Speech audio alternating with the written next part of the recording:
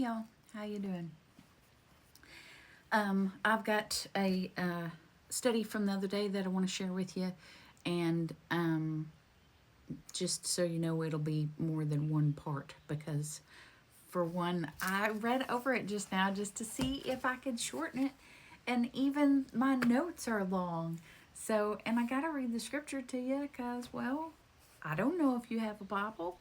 Anyway, all right. It's in Matthew 13.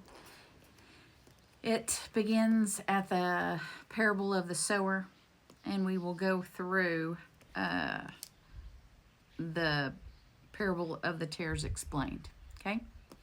All right. I'll break it up. I love y'all. Just calm down. All right. Y'all ready? Matthew 13, 1.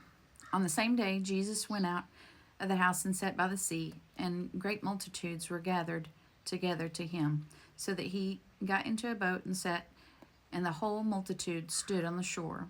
Then he spoke many things to them in parables, saying, Behold, a sower went out to sow, and he sowed. Some seed fell by the wayside, and the birds came and devoured them. Some fell on the stony places where they did not have much earth, and they immediately sprang up because they had no depth of earth. But then the sun was up, and they were scorched because they had no root. They withered away. And some fell among thorns, and the thorns sprang up and choked them. But others fell on good ground and yielded a crop, and some a hundredfold, some 60, some 30. He who has ears, let him hear. Let him hear. The purpose of the parables.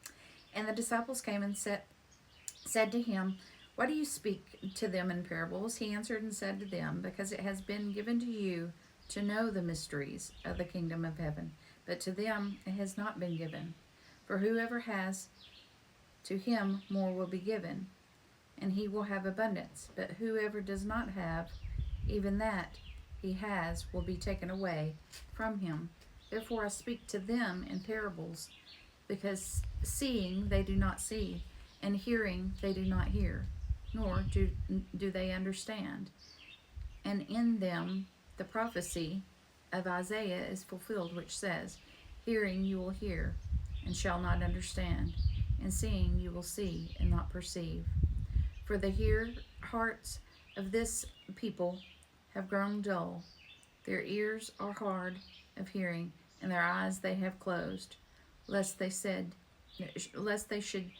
see with their eyes and hear with their ears, lest they should understand with their hearts and turn, so that I should heal them. But blessed are your eyes, for they see, and your ears, for they hear. For assuredly I say to you that many prophets and righteous men desire to see what you see, and did not see it, and to hear what you hear, and did not hear it. Therefore hear the parable of the sower. When anyone hears the word of the kingdom, and does not understand it, then the wicked one comes and snatches away what was sown in his heart. This is he who receives seed by the wayside. But he who receives the seed on the stony places, this is he who hears the word and immediately receives it with joy. Yet he has no root in himself, but endures only for a while. For when tribulation or persecution arises because of the word, immediately he stumbles.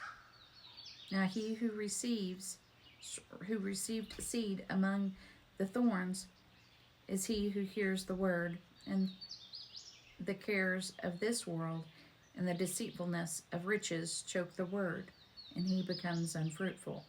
But he who receives seed on the good ground is he who hears the word and understands it, who indeed bears fruit and produces, some 100-fold, some 60, some 30.